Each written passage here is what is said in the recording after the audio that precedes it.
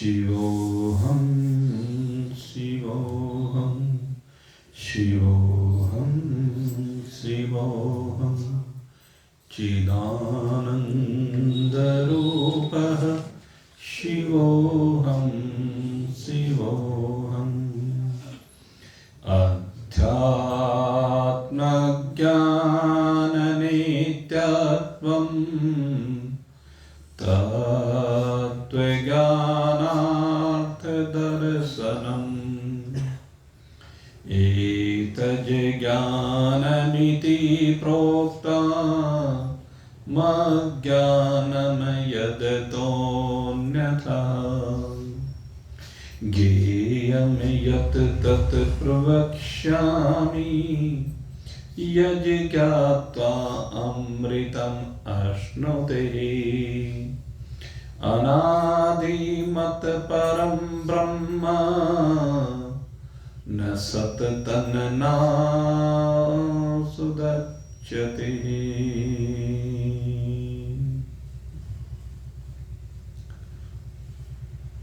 उपस्थित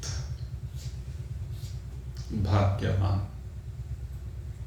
परमार्थ पथ पथिक जिज्ञासु वृत्त, कल आपके सामने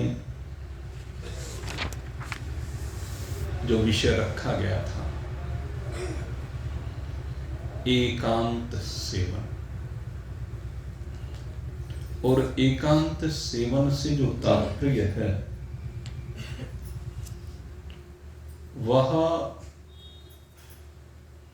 यह है कि आप एकांत में बैठ करके भगवत चिंतन करें, स्मरण करें, स्वाध्याय करें,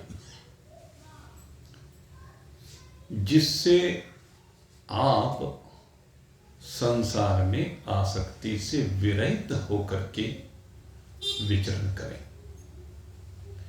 जगत के पदार्थों के प्रति, जगत के प्राणियों के प्रति आपकी आसक्ति ना रहे। ये एकांत का प्रयोजन है। आपका चित्त नित्य ही परमात्मा में रमण करे। इसी बात को भगवान कहते हैं अध्यात्म ज्ञान नित्यत्वम्। आपकी स्थिति नित्य अध्यात्म ज्ञान में हो। अध्यात्म ज्ञान से तात्पर्य आपके अपने स्वरूप का ज्ञान हो। महान पुरुषों के संग में बैठ करके आपने जो स्वाध्याय किया है आप उसको हृदयंगम करें, और तत्व ज्ञानार्थ दर्शनम, और महान पुरुषों के संग में बैठ करके जो पदार्थ का विचार किया है, चिंतन किया है, मनन किया है, उसका फल क्या है? तत्व ज्ञानार्थ दर्शनम। आपको उस तत्व के, उस ज्ञान से प्राप्त होने वाले ज्ञान स्वरूप परमात्मा का अपने आप में दर्शन हो जाए। तो ये दो बातें मुख्य रूप से आज भगवान हमें समझाने जा रहे हैं। पहली बात, अध्यात्म ज्ञान नित्यत्व, नित्य अध्यात्म ज्ञान में स्थिति। और ये नित्य स्थिति कैसे हो? तो पहली बात यह है कि हमें अध्यात्म को समझना पड़ेगा। अध्यात्म की चर्चा करते हुए भगवान ने क्या कहा है? स्वभावो अध्यात्म उच्यते। आपका जो स्वभाव है उसी को अध्यात्म नाम से कहा गया है। और ये स्वभाव दो प्रकार का है। एक स्वभाव तो वो है जो आपने अपने आप में मान रखा है, और एक स्वभाव वो है जो आपका यथार्थ स्वभाव है।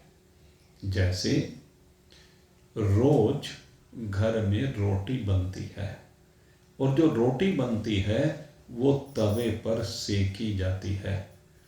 तवे के स्वभाव को अगर यदि हम देखें तो अगर केवल तवे की बात करें तो तवे में इतनी शक्ति सामर्थ्य नहीं है कि तवा रोटी को सेक सके। लेकिन जब तवे के अंदर अग्नि का प्रवेश हो जाता है तो वो अग्नि और वो तवा या लोहा कह लीजिए, दोनों एक रूप हो जाते हैं। अग्नि और लोहे की एक रूपता के होने पर रोटी सिक जाया करती है। तो तवे का धर्म विलग है, अग्नि का धर्म विलग है। हमें इसी बात को समझना है। तवे में जलाने की सामर्थ्य नहीं है, पकाने की सामर्थ्य नहीं है, सेंकने की सामर्थ्य नहीं, लेकिन अग्नि का संग होने से वो इस काम को अंजाम देता हुआ दिखता है। लेकिन हकीकत क्या है? हकीकत ये है कि रोटी को सेकने वाली अग्नि ही है। लेकिन अग्नि में अकेले में भी इतनी सामर्थ्य नहीं है कि वो रोटी को सेक सके। ठीक इसी प्रकार से मेरे मित्रों, ये दो, एक लौकिक बात होती है, एक आध्यात्मिक बात होती है, या कहें एक भौतिक बात होती है, एक आध्यात्मिक बात होती है। भौतिक का मतलब है 5 भूतों से बना हुआ, आकाश, वायु, अग्नि, जल और पृथ्वी। इन 5 तत्वों से बना हुआ ये शरीर रूपी तवा है। और इस शरीर रूपी तवे में कोई चैतन्यता नहीं है। इस शरीर में कोई शक्ति सामर्थ्य नहीं है। ये शरीर बिल्कुल निर्जीव है। लेकिन जैसे ही इस शरीर में अग्नि रूपी जीव का प्रवेश होता है तो अग्नि रूपी जीव के प्रवेश होते ही इस शरीर के अंदर एक के 3 शरीर भासने लगते हैं। और उन तीनों शरीरों का रला मिला अपना अपना स्वभाव है, अपने अपने गुण धर्म हैं। सबसे पहले एक होता है कारण शरीर, जिसको आनंदमय कोश के नाम से भी कहा जाता है। ये जो कारण शरीर है ये प्रकृति कहलाता है, ये स्वभाव कहलाता है। और ये किसका स्वभाव है? कहते आगे के जो शरीर, 2 शरीर और इससे उत्पन्न होते हैं, वो सूक्ष्म शरीर और स्थूल शरीर। उन दोनों का जो स्वभाव है, उन दोनों का जो भी क्रियाएं होंगी वो इस कारण शरीर के स्वभाव के अधीन होंगी। कारण शरीर का जो स्वभाव होगा उसी से ये सारी क्रियाओं के हेतु ये सब बनेंगे।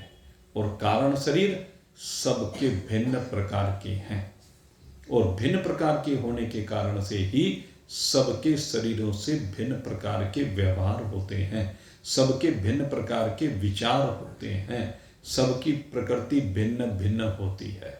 जिसकी ये कारण शरीर की जो प्रकृति है वो सतोगुण की प्रधानता लिए हुए होती है, वह उन्नति की ओर बढ़ता है। जिसकी ये कारण शरीर की प्रकृति, इसका स्वभाव राजसी होता है, उसका चित्त सदा भोगों में निमग्न रहता है। वो संसार के भोगों का एकत्रण करना चाहता है, वो संसार के भोगों का भोग लगाना चाहता है। ये राजस प्रकृति के कारण से स्थूल और सूक्ष्म शरीर भोगों की ओर आकृष्ट होता है। और मनुष्य शरीर में ये सर्वोपरि प्रकृति पाई जाती है। मनुष्यों में अधिकांशतः राजसी भाव है। और तीसरी किसी की अगर तमोगुणी प्रकृति होती है तो ये तमोगुणी प्रकृति उससे शास्त्र विरुद्ध, समाज विरुद्ध, राष्ट्र विरुद्ध, सब कुछ के विरुद्ध ही विरुद्ध कह लीजिए, शास्त्र विरुद्ध जो निषिद्ध कर्म है वो प्रकृति इस शरीर को माध्यम बना करके इस शरीर से वो सब कराती है। और ये निकृष्ट कर्म उसे नीचे की ओर ले जाने वाले होते हैं। ये निकृष्ट कर्म उसे पतन की ओर ले जाने वाले होते हैं। ये निकृष्ट कर्म उसे कर्त में ले जा करके डालने वाले होते हैं। ये निकृष्ट कर्म की हेतु कौन है? ये तमोगुण प्रधान प्रकृति है।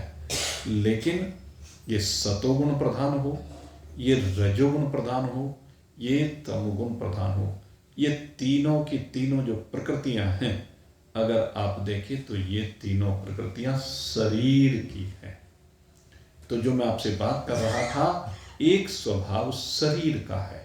जहां पर आपको सतोगुण, रजोगुण और तमोगुण के अपने स्वभाव में दर्शन होते हैं, वो शरीर का स्वभाव है, वो मेरा स्वभाव नहीं। तो ये शरीर का जो ज्ञान है, ये जो शरीर की प्रकृति है, इस सब के बारे में जो जानना है, वास्तव में ये अज्ञान कहलाता है। ये अज्ञान है। और ये जो अज्ञान है, सतोगुण, रजोगुण, तमोगुण, हाँ, ये अज्ञान वास्तव में कल्पित है। ये अज्ञान वास्तव में विनाशी है। ये अज्ञान जो संरचना कर रहा है, वही क्षेत्र कहलाता है। और ये क्षेत्र विनाशी है भाई, अनित्य है भाई, रहने वाला नहीं है। लेकिन ये जीव जब इससे जुड़ जाता है, जीव जब इससे जुड़ जाता है, जैसे अग्नि लोहे से जुड़ी तो लोहा गर्म हो गया, उसी प्रकार से अग्नि का धर्म जैसे लोहे में भासने लगा, ऐसे ही इस जीव के शरीर के साथ जुड़ने से एक दूसरे के धर्म एक दूसरे में भासने लगते हैं। और जब एक दूसरे का धर्म एक दूसरे में भासने लगता है, जीव का धर्म शरीर में भासने लगता है और शरीर का धर्म जीव में भासने लगता है। जब शरीर का धर्म जीव में भासने लगता है, तो जीव अपने आप को कर्ता भोगता मानने लगता है। जीव इस शरीर के साथ जुड़ने के कारण से शरीर के धर्मों से संयुक्त हो जाता है। वो जब आंखों से संयुक्त होता है तो अपने को रूप का देखने वाला मानने लगता है। त्वचा से संयुक्त होता है तो स्पर्श की अनुभूति करने वाला मानने लगता है। वो जब शब्द से संयुक्त होता है, कान से संयुक्त होता है, तो अपने को सुनने वाला मानने लगता है। वाणी से संयुक्त होता है तो कहने वाला मानने लगता है।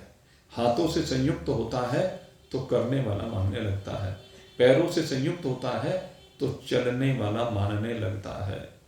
इसी प्रकार रसना से संयुक्त होता है तो अपने को खाने वाला मानने लगता है। जब नासिका से संयुक्त होता है तो गंध को ग्रहण करने वाला मानने लगता है। जबकि ये धर्म किसके हैं? ये धर्म सारे शरीर के हैं। ये जीवात्मा के धर्म नहीं हैं। लेकिन जीवात्मा अपने आप में इन धर्मों की कल्पना कर लेता है, और जब इन धर्मों की कल्पना करता है तो इन धर्मों के साथ ही वो अपने आप को आने वाला और जाने वाला मानने लगता है। वो मानने लगता है कि मेरे में जन्म की कल्पना है, वो मानने लगता है कि मेरे में मरण की कल्पना है। जन्म और मरण दोनों कल्पनाओं के कारण से वो अपने में आने वाला और जाने वाला, ये दोनों धर्म मान बैठता है। और जब अपने में जन्मने और मरने वाला धर्म वो मानने लगता है तो उसका जन्म और मरण दिखने लगता है। इसका नाम है अज्ञान। और जब जन्म और मरण का लेने वाला दिखने लगता है तो फिर ये भोगने वाला भी दिखने लगता है, क्योंकि इन्हीं धर्मों के कारण से वो करने वाला बनता है, और जब करने वाला बनता है तो फिर भरने वाला भी बनता है। जो आज कर्म किया जाता है वो कर्म कल कर्म फल बन करके जब सामने आता है तो वही कर्म का फल प्रारब्ध या भाग्य कहलाता है। और वो भाग्य अब दोनों प्रकार का होता है। जो अच्छे कर्म किए हैं वो अच्छे कर्मों का परिणाम सुविधाएं हैं, अनुकूलताएं हैं। और जो बुरे कर्म किए हैं उनका फल क्या है भाई? दुख है, कष्ट है, प्रतिकूलताएं हैं, जीवन में जहर घुल जाता है। ये जब पाप कर्मों का फल हमारे जीवन में आता है। लेकिन ये जीव इन सब को, जो दूसरे के कर्म हैं, उस स्थूल शरीर के कर्म कहिए या सूक्ष्म शरीर के, ज्ञानेंद्रियों के, कर्मेंद्रियों के, प्राणों के, अंतःकरण के, उन धर्मों का आरोप अपने में करने लगता है। क्योंकि जीव अपने आप को मैं शरीर हूं ये मानने लगता है, मैं फलाना हूं ये मानने लगता है। अपने में कभी बड़प्पन का अहंकार लेकर के अपने को ब्राह्मण मानता है, अपने को क्षत्रिय मानता है, वैश्य मानता है, शूद्र मानता है, न जाने क्या क्या मानता है। ये सारी मान्यताएं हैं। कभी धर्मात्मा बन जाता है, पुण्यात्मा बन जाता है, कभी पापात्मा बन जाता है। ये धर्म जीव के नहीं है, लेकिन शरीर के साथ जुड़ने के कारण से इन सब का बोध उसे अपने आप में होने लगता है। वो अपने आप को ऐसा मानने लगता है और उसी के कारण से जीवन भर दुख पर दुख उठाता रहता है। लेकिन अगर कभी इस शरीर से जुड़े हुए जीव को किसी प्रारब्ध के कारण से कहिए, परमात्मा की कृपा से कहिए, या अपने आप ही इस जगत से घृणा दृष्टि हो जाने के कारण से कहिए, इस जगत की विपरीतताओं को भोगते भोगते परेशान हो जाने के कारण से कहिए, कभी कभी ये इस जगत से विमुख जब होने लगता है, इस जगत से अनासक्त जब होने लगता है, तो तब कहते हैं कबहु के करी करुणा नर तन देत ईस बिन हेतु सनेही। तो सबसे बड़ी बात क्या होती है कि सबसे पहले तो भगवान कृपा करके इसे मनुष्य का शरीर देते हैं, और इस मनुष्य शरीर में फिर क्या होता है, कहते हैं इसे सत्संग की उपलब्धि होती है। और सत्संग की उपलब्धि कब होती है? जब इसको किसी संत का संग मिल जाता है। बड़ भाग पावहि सत्संग, बड़े भाग्य होते हैं जब इसको सत्संग मिल जाए। और सत्संग के मिलने पर महान पुरुषों की जब शरण में जाता है, पहले परोपकार के भावों का उदय इसके अंदर हुआ करता है। इन परोपकारों का भाव उदय होने पर इसका जीवन केवल अपने तक सीमित नहीं रहता। उन्नति की ओर जाने के लिए सबसे पहला भाव परोपकार है।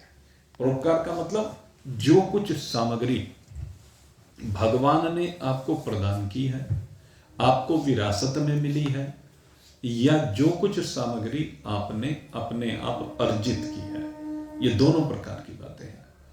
तो वो जो सामग्री है, ये सामग्री केवल मेरे उपयोग के लिए, मेरे उपभोग के लिए नहीं है, अपितु इस पर दूसरों का भी हक है, इस पर परिवार वालों का भी हक है, रिश्तेदारों का भी हक है, मिलने वालों का भी हक है, अड़ोसी पड़ोसी का भी हक है, और सबसे बड़ी बात, इन सीमाओं से भी बाहर निकल करके इस पर समाज का हक है। इस पर जितना भी सामाजिक कार्य है उन सब का हक है। और ये मान करके वो उस में से उनका भाग निकालना प्रारंभ कर देता है। तो जब वो इनका भाग निकालता है, और भाग निकालने से पीछे नहीं हटता, वो कमियां नहीं निकालता। एक सबसे बड़ी कमी क्या आ गई है समाज में, कि हम जब समाज में कोई अच्छे कार्य होते हैं तो उन कार्यों में कहते हैं हमारी नेगेटिविटी जुड़ जाती है, हमारी सोच नकारात्मक हो जाती है, और ये नकारात्मक सोच हमें और अधिक पतन की ओर लेकर के जाती है। जब भी कोई धार्मिक आयोजन होता है, हम सहयोग तो करते नहीं, ऊपर से दोष दृष्टि से संयुक्त हो जाते हैं, और यही दोष दृष्टि हमें पतन की ओर ले जाती है। जबकि नियम ये बनता है कि चाहे कोई भी अच्छा कार्य हो रहा हो, हर एक कार्य में, हर एक अच्छे कार्य में हमें अपना कुछ न कुछ योगदान अवश्यमेव देना चाहिए। इस अच्छे कार्य में बगैर योगदान दिए कभी कहीं से नहीं आना चाहिए। ये हमारा भाव पक्का जब बन जाता है तो तभी बड़ भाग पावहि सतसंगा, तब आप बड़े भाग्य वाले बनते हैं। बगैर परोपकार के किसी के बड़े भाग्य नहीं होते, परोपकार करने के बाद ही बड़े भाग्य होते हैं, और उसको सत्संग प्राप्त होता है। और जब सत्संग प्राप्त होता है तो राम कृपा कर चित वही जे, संत विशुद्ध मिला वही ते। कहते राम जी की ऐसी कृपा होती है कि उसे किसी विशुद्ध संत से मिला देते हैं। कब? जब राम जी की कृपा होती है। लेकिन राम जी की कृपा कब होती है? कि परोपकार करते करते जब उसका चित्त भगवान में रमण करने लगता है, जब उसे भगवान प्यारे लगने लगते हैं, जब उसे भगवान अपने लगने लगते हैं। यह है भक्ति। भक्ति वो साधन है, वो प्रक्रियाएं हैं जिसके द्वारा भगवान उसे अपने लगने लगते हैं। ये भक्ति की बात है। और ऐसी स्थिति में जब भक्ति पक जाती है, जब भगवान अपने लगने लगते हैं, तब संत विशुद्ध मिला वही थे। उसको विशुद्ध संत से भगवान मिला देते हैं। और विशुद्ध संत क्या करता है? कहते हैं यहां तक शरीर का जो भाव है, शरीर में जो आत्मीयता है, वो अभी हटी नहीं होती है। थोड़ा थोड़ा सा पदार्थों से वैराग होने लगता है, थोड़ा थोड़ा सा संबंधियों से वैराग होने लगता है, लेकिन पूरी तरह से हटता नहीं है।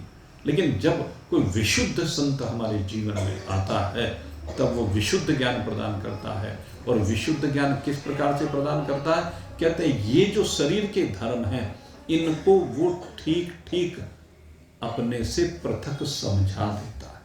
और जब इनको अपने से पृथक समझा जाता है, स्थूल शरीर के धर्म अलग हैं, सूक्ष्म शरीर के धर्म अलग हैं, कारण शरीर के धर्म अलग हैं। जैसे हाथ का धर्म अलग है, पैर का धर्म अलग है, इनके बीच में दोनों की भिन्नता है। आंखों का धर्म अलग है, कान का धर्म अलग है, इनमें भिन्नता है। उसी प्रकार से महान पुरुष बताते हैं कि जैसे इंद्रियों के धर्म अलग हैं, प्राण का धर्म अलग है, अंतःकरण का धर्म अलग है, आपके शरीर का धर्म अलग है, तो उसी प्रकार से इस जीवात्मा का धर्म अलग है। जीवात्मा का धर्म शरीर से भिन्न है, जीवात्मा का स्वभाव शरीर से भिन्न है। जीवात्मा और शरीर के धर्मों का कोई मेल नहीं है। वो तो दोनों चूंकि अज्ञानवश मिल गए हैं, अज्ञान के कारण से वो पृथकत्व समाप्त होकर के एकत्व हो गया है। वो तादात्म्य संबंध इन दोनों के बीच में बन गया है। लेकिन वास्तविकता यह है कि दोनों अलग अलग हैं।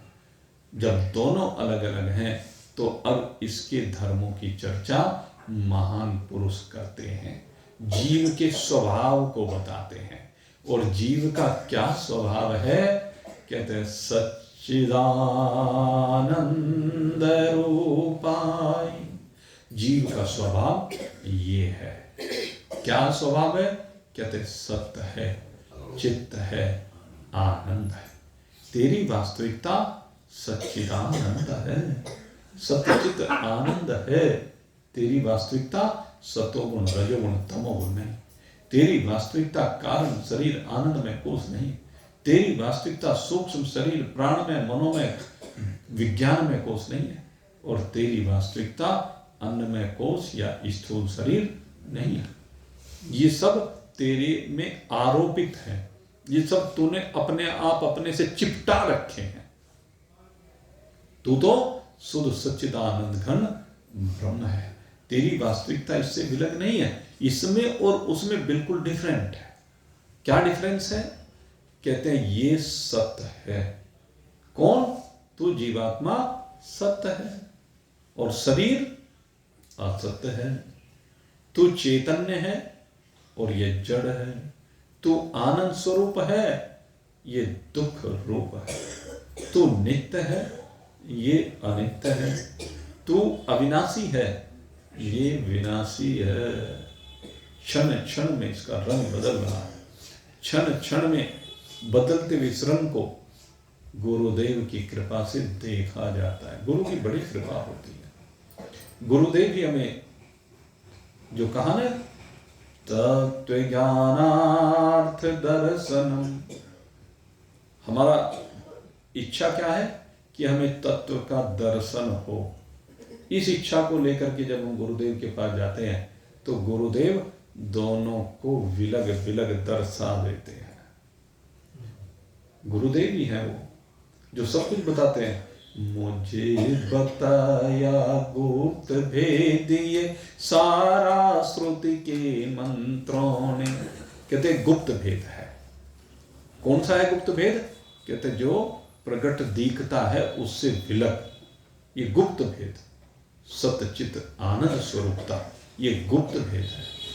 मेरा स्वभाव सच्चित आनंद है, ये है वो भेद। इस बात को सद्गुरु दिखाते हैं, वो बताते हैं। कहां से बताते हैं? कहते भगवान ने जो अपने से शास्त्रों का प्रकट किया, जो वेदों का प्रकटन हुआ। ऋग्वेद कहता है प्रज्ञानम ब्रह्म, सामवेद कहता है तत्त्वमसि, हमारा यजुर्वेद कहता है अहम ब्रह्मास्मि, और अथर्ववेद कहता है अयम आत्मा ब्रह्म। ये वेदों से निकल करके आया कि तेरा स्वभाव क्या है। कहते हैं तेरा स्वभाव ज्ञान स्वरूप है। प्रज्ञानम ब्रह्म, प्रकृष्ट ज्ञान, शोधित ज्ञान। इस अज्ञान को हटाने के बाद, इस शरीर भाव को हटाने के बाद, सतोगुण रजोगुण तमोगुण को हटाने के बाद, पंचभूतों को हटाने के बाद, ज्ञानेन्द्रिय कर्मेंद्रिय प्राणांतःकरण की सीमा से बाहर आने के बाद तू क्या है? प्रज्ञानम ब्रह्म। तू शोधित ज्ञान है, पका हुआ शुद्ध निकाला हुआ सोना है। तेरी वास्तविकता ये है। और सामवेद कहता है कि जो ब्रह्म है वही तू है। तू और ब्रह्म कोई भिन्न वस्तु नहीं है, दोनों एक ही हैं। और जब शिष्य समझ जाता है तो तब यजुर्वेद का भाव समझ में आता है। अहम ब्रह्मास्मि, अहम ब्रह्मास्मि, अहम ब्रह्मास्मि। मैं कौन हूं?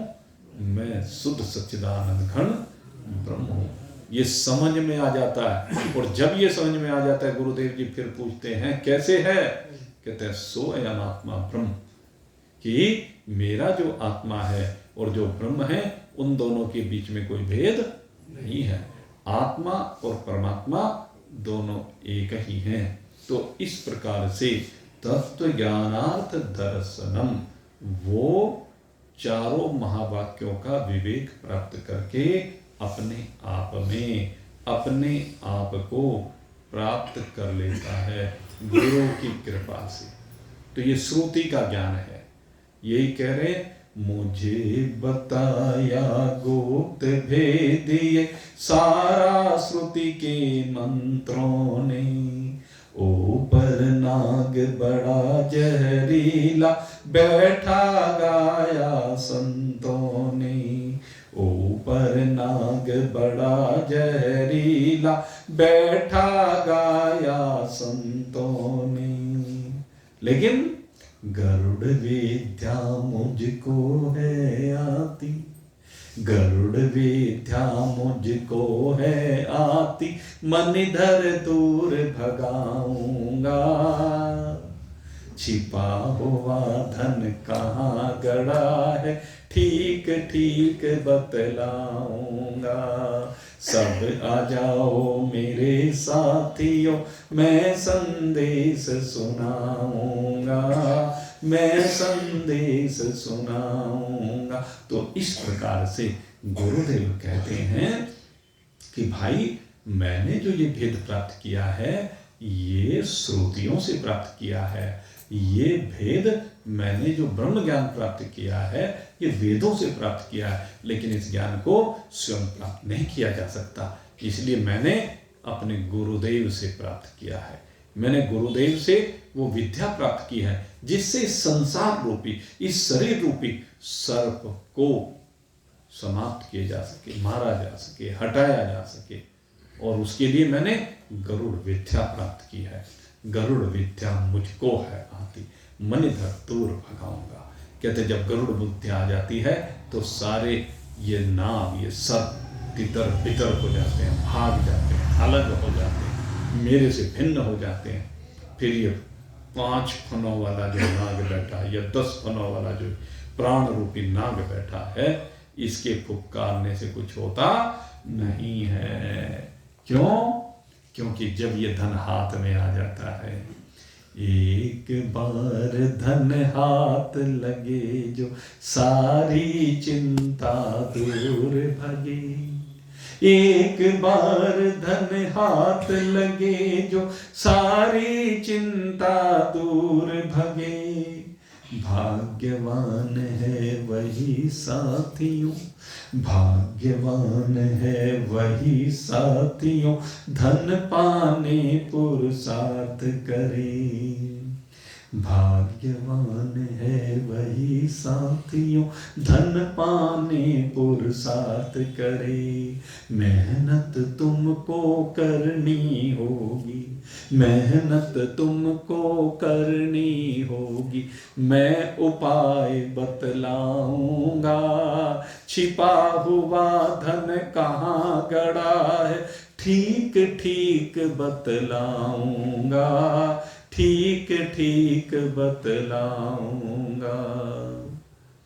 गुरुदेव तो क्या देते हैं, मैं तो देखो तुम्हें ठीक ठीक बता देता हूं। अब तुम मानते हो या नहीं मानते हो तुम्हारा काम है। तुम्हारा स्वभाव क्या है? तुम अग्नि रूपा हो, तुम लोहा नहीं हो, तुम जड़ नहीं हो। दूसरे के धर्मों को अपने में क्यों आरोपित करके जन्म रहे और मरम रहे हो? जन्मना और मरना तुम्हारा धर्म नहीं है। तुम्हारा धर्म तो शुद्ध सच्चिदानंद घन ब्रह्म, जो नित्य तत्व है, जो अविनाशी तत्व है, जो अखंड तत्व है, जो एक रस तत्व है, और जिसमें ये सब कुछ आरोपित हो रहा है। और ये जो मैं दूसरी बात आपसे कहना चाह रहा था, एक तो क्या हुआ कि जड़ के धर्म जीव ने अपने में मान लिए। पहला विषय ये है, जड़ के धर्मों को जीव ने अपने में माने हैं, यानी लोहे के धर्म को अग्नि ने अपने में मान लिया। अभी तक ये आपको समझाया है। अब दूसरी बात क्या है? अब जीव अपने धर्मों को जड़ को प्रदान करते। अब असली दृष्टि है कि जीव का जो धर्म है, जीव का जो स्वभाव है, वो स्वभाव शरीर में प्रकट हो जाए, वो स्वभाव जड़ में भी प्रकट हो जाए। और जब वो स्वभाव जड़ में भी प्रकट हो जाता है तो इसी को तत्व ज्ञान कहते हैं। हमारा स्वभाव क्या है? गुरुदेव ने बताया, तेरा स्वभाव सत्य है, तेरा स्वभाव चैतन्य है, तेरा स्वभाव आनंद है, तो ज्ञान स्वरूप है, तो नित्य अनंत सीमा पार अखंड निर्गुण निराकार अविनाशी दृष्टा साक्षी केवल्य तत्व है।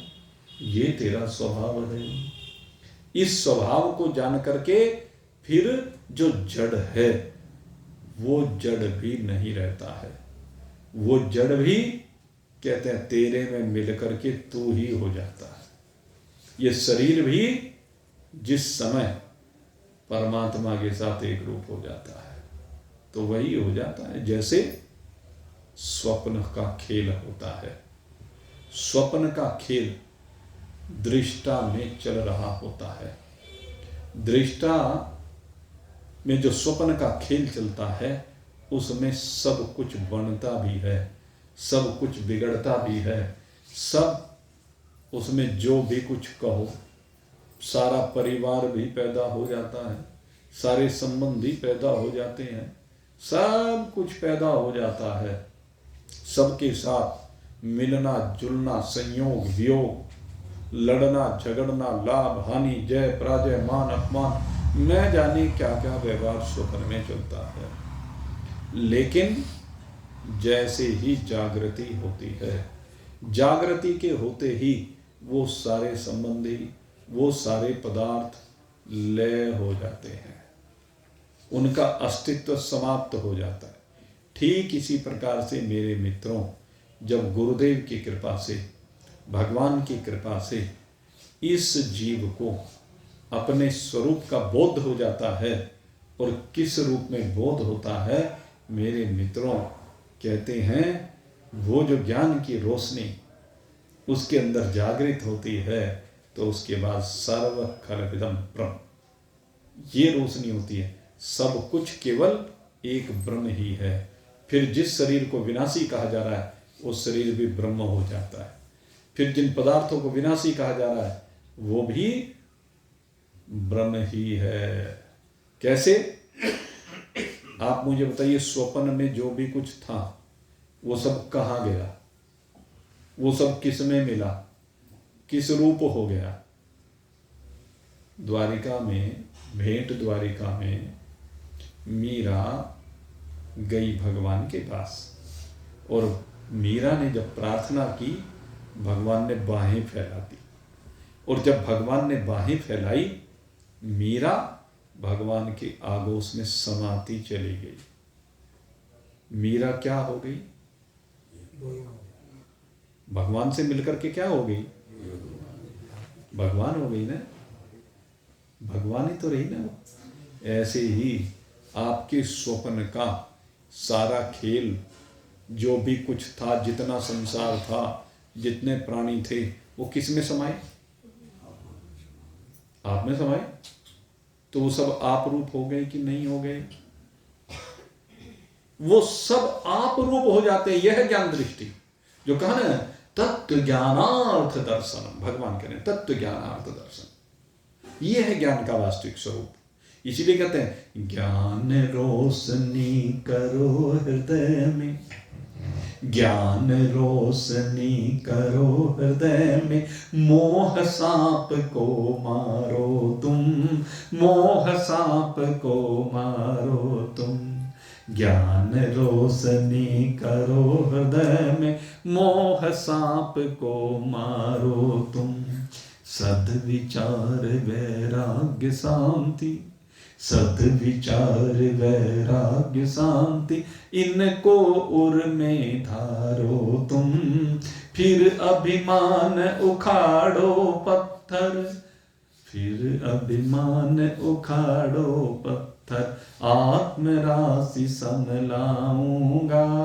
छिपा हुआ धन कहाँ गड़ा है, ठीक ठीक बतलाऊंगा, ठीक ठीक बतलाऊंगा। मेरे गुरुदेव कहते हैं यही ज्ञान की रोशनी करने की आवश्यकता है। जैसी ज्ञान की रोशनी होगी उस समय ये मैं और मेरे का भेद निपट जाएगा।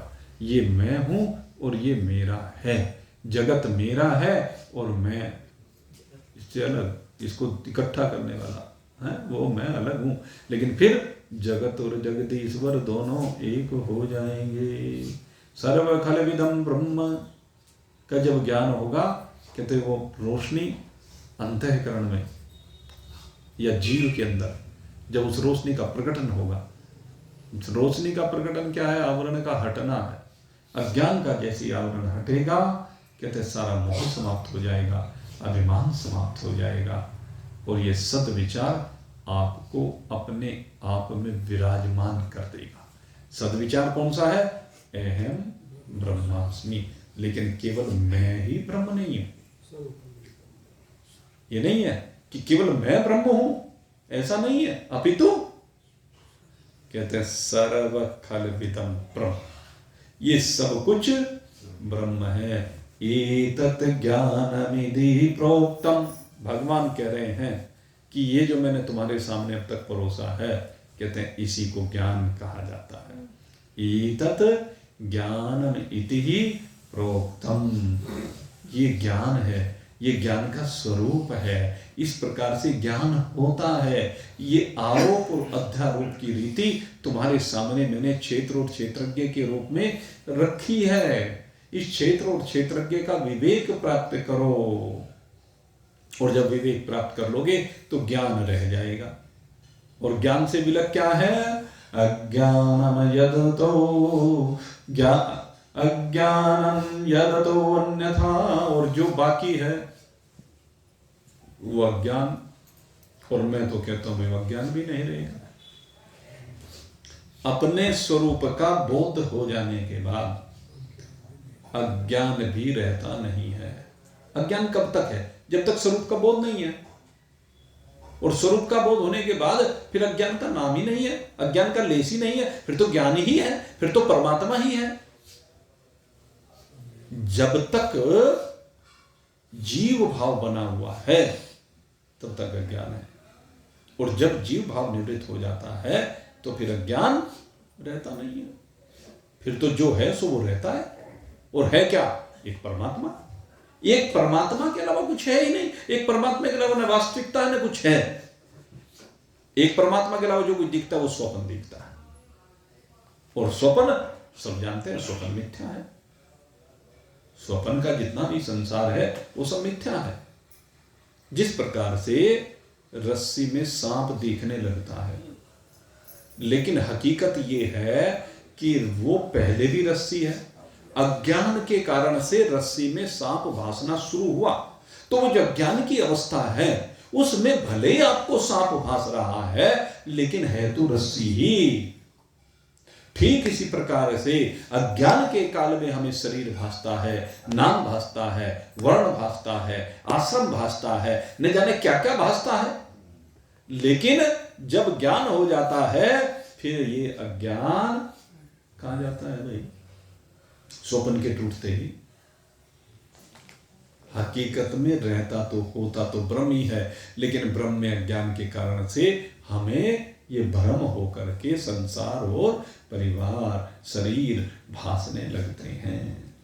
जबकि वास्तविकता कहते हैं केवल तत्व की वास्तविकता है, परमात्मा की वास्तविकता है, एक शुद्ध सच्चिदानंद घन ब्रह्म। उसके अतिरिक्त और वास्तविकता किसी की है ही नहीं, क्योंकि उससे अलग कुछ है ही नहीं। ईशावास्यम इदं सर्वम, ये सब कुछ क्या है? परमात्मा ही है। और अवधूत दत्तात्रेय कहते हैं आत्मैव केवलम सर्वम। अवधूत दत्तात्रेय जी कह रहे हैं कि ये सब कुछ केवल एक आत्म तत्व ही है, आत्मा के अतिरिक्त और कुछ भी नहीं है। वासुदेव सर्वमिति स महात्मा सुदुर्लभ। भगवान क्या कहते हैं? कहने लगे जिसने सर्वत्र एक वासुदेव को देखा, सर्वत्र एक परमात्मा को देखा है, वासुदेव सर्वमिति स महात्मा सुदुर्लभ। कहने ऐसा महान पुरुष कोई कोई मिलता है, लेकिन मिलता कौन है? जो सत्संगी होता है, वही ऐसा महान पुरुष हो सकता है। जिसने सत्संग नहीं किया है तो वो तो हो नहीं सकता, क्योंकि सत्य का संग होने पर ही तो वो दृष्टि होगी। अब संसार में रहेंगे तो वहां तो सत्य का संग नहीं हो सकता। संसार में अज्ञानियों को कभी सत्य का संग नहीं हो सकता। अज्ञानी तो सदा असत्य में जीता है और असत्य में मर जाता है, और ज्ञानी न कभी जीता है न कभी मरता है, सदा अपनी आनंद स्वरूपता में विराजमान होकर के रहता है। यही आपकी वास्तविकता है। इसी वास्तविकता को हमें समझना है, और इसी वास्तविकता को भगवान निरंतर हमें समझा रहे हैं। गुरुदेव की कृपा से हम भी निरंतर आपके सन्मुख इसी ज्ञान को रखने का प्रयास कर रहे हैं, और इस ज्ञान को आप सब हृदयंगम कीजिए, और इसको हृदयंगम करके आनंद बनाइए भाई, क्योंकि जीवन का उद्देश्य आनंद ही है। तो ये आनंद आपका अपना है। आप सबके लिए बहुत बहुत शुभकामना करते हुए अब आज के सत्संग को यहीं पर विश्राम देते हैं। बोलिए सच्चिदानंद भगवान की। और कल फिर आपकी सेवा में कल समय पूर्ववत रहेगा 7:30 बजे से 8:30 बजे। ये 2 दिन का समय रखा था कुछ काम की वजह से, क्योंकि अभी मुझे 2 जगह जाना है भाई, इसलिए ये समय थोड़ा सा जल्दी का रखा था। तो कल फिर 7:30 से 8:30 का चलेगा। होली तक यही समय रहेगा। और सोमवार को कल एकादशी है, परसों द्वादशी का भंडारा अपना जो हर द्वादशी को होता है, पहले लाला जी की दुकान पर, फिर यहाँ, और बुधवार को भी सत्संग होगा होली से पहले दिन। 2 दिन जो होली के हैं उनका अवकाश रहेगा, ठीक है। तो बुधवार को यही रहेगा। उसके बाद फिर समय में परिवर्तन करेंगे होली के बाद 8 बजे से 9 बजे तक। अभी मैं आपको बता देता हूँ, जिससे कि आगे की व्यवस्था आप सब लोग उसी के अनुसार चलें। बोलिए सच्चिदानंद भगवान की।